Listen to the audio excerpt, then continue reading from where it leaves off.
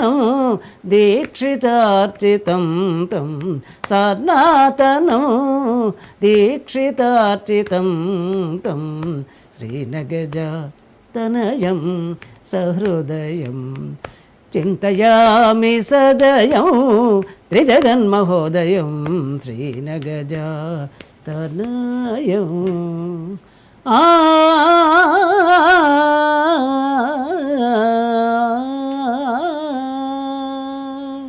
గణేశాయ నమః. అద్భుతమైన ప్రారంభం గురుగారు, చెప్పండి సార్. గణములకు ఈశుడు గణేశుడు. అవునండి. గణములు అంటే దేవతా గణాలు కావచ్చు, మనిషి శరీరంలో ఉన్న అంతఃశక్తుల గణము కూడా కావచ్చు. వాటిని నడిపించగలిగినటువంటి వాడు గణేశుడు. ఈ తత్వాన్ని అర్థం చేసుకుంటే భౌతికంగా, ఆధ్యాత్మిక పరంగా, ఆరోగ్యపరంగా కూడా మనకు అనేకానేక అంశాలు తెలుస్తూ ఉంటాయి. గణేశారాధన ఎందుకు చేయాలి, చేయటం వల్ల వచ్చే ఫలితం ఏమిటి, ఇవన్నీ తెలుసుకొని ఆచరించిన వారు ధరిస్తారండి. అంటే మొదటి పూజ, తొలి పూజ ఖచ్చితంగా ఆయనకే చేయాలి. ఒకవేళ ఆయన విగ్రహం, ఆయన ప్రతిరూపం లేకపోతే పసుపుతో చేసైనా సరే ప్రారంభించాలి. ఏమిటి దీని వెనకున్నటువంటి ఆంతర్యం? గణేష్ తత్వం అనేది మొదటి నుంచి ఉందండి.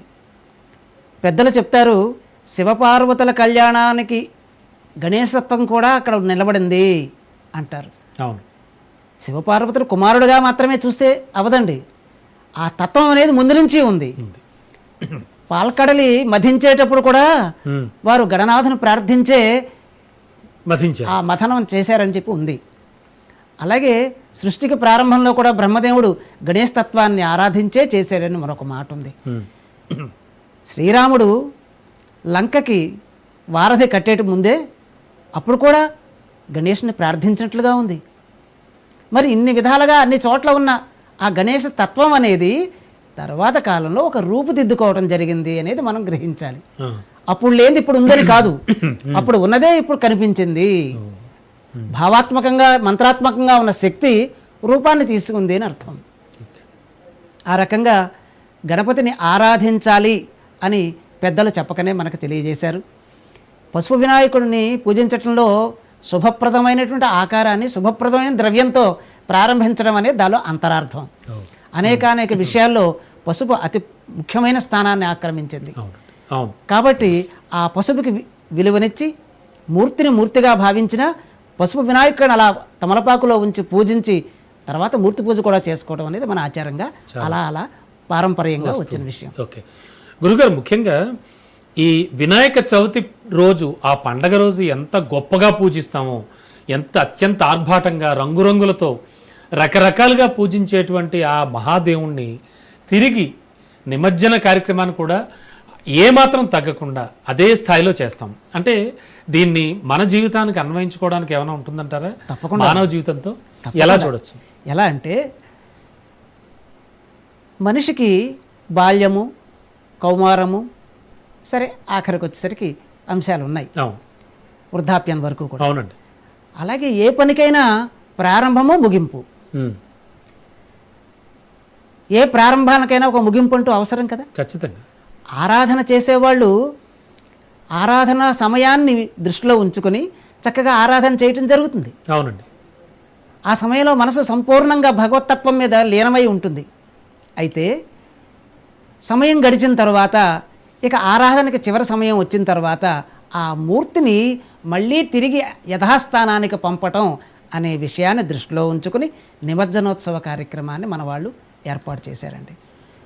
అప్పుడే ఆగమార్థంతు దేవానాం గమనార్థంతు రాక్షసాం కురు ఘంటారావం తత్ర దేవతాహ్వాన లాంఛనం అని ఘంటానాదంతో వారిని స్వాగతిస్తాం.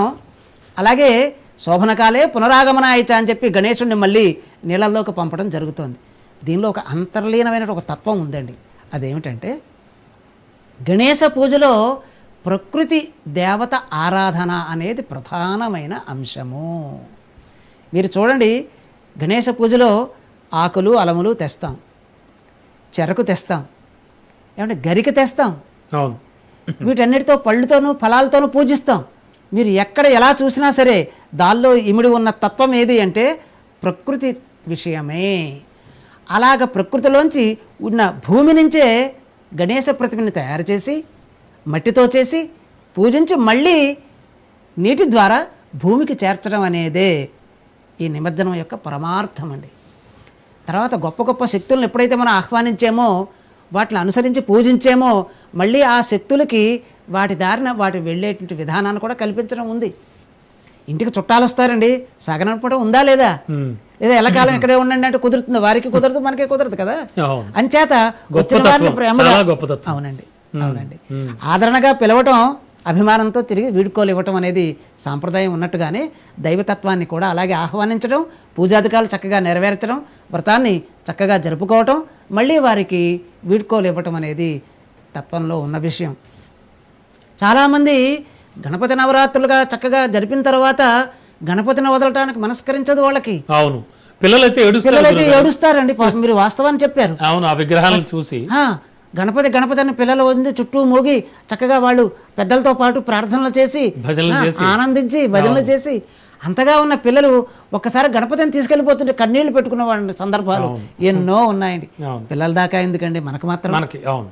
ఇంట్లో ఒక మనిషి ఇంతకాలం మనతో ఉండి ఒక్కసారి వెళ్ళిపోతున్నట్టుగా చాలా దుఃఖం కలుగుతుంది కదా. అంచేత దీనిలో ఒక పరమార్థం ఉందండి. రావటం వెళ్ళటం మన జీవితానికి అన్వయించుకుందామా? పసిపిల్లలుగా రావటం ఉంటుంది, దశలు దాటి వృద్ధాప్యంలో మళ్ళీ పసిపిల్లలుగా మారడం తప్పదు కదా. పునరుప జననం పునరుప మరణం, పునరుప జనని జఠరేసే. సో మానవ జీవితంతో చాలా ముడిపడి ఉంది. ఒక తాత్విక చింతనని అలవాటు చేయటానికి ఈ సాంప్రదాయం ఏర్పడింది అనుకోవాలి. ఇంతగా కళకళలాడుతూ మన ముందున్న గణేశ్వరుని ధ్యానించుకున్నాం, ప్రార్థించుకున్నాం, అనేక రకాల మన కోరికలు నివేదించుకున్నాం. సమయం వచ్చేసరికి స్వామి వెళుతున్నప్పుడు గుండె రాయి చేసుకోవాలి, స్వామికి నమస్కరించాలి. శోభనకాలే పునరాగమనాయచ, మళ్ళీ రా తండ్రి అని ప్రార్థించాలి. ఇది జీవిత తత్వం ఇమిడి ఉంది. చాలామంది జీవితంలో జరిగే అనేక సంఘటనల్ని ఇలా ఎందుకు జరిగిందని మదన పడుతూ ఉంటారు. జరగవలసింది జరుగుతుంది, వచ్చిన వారు వెళ్ళక తప్పదు.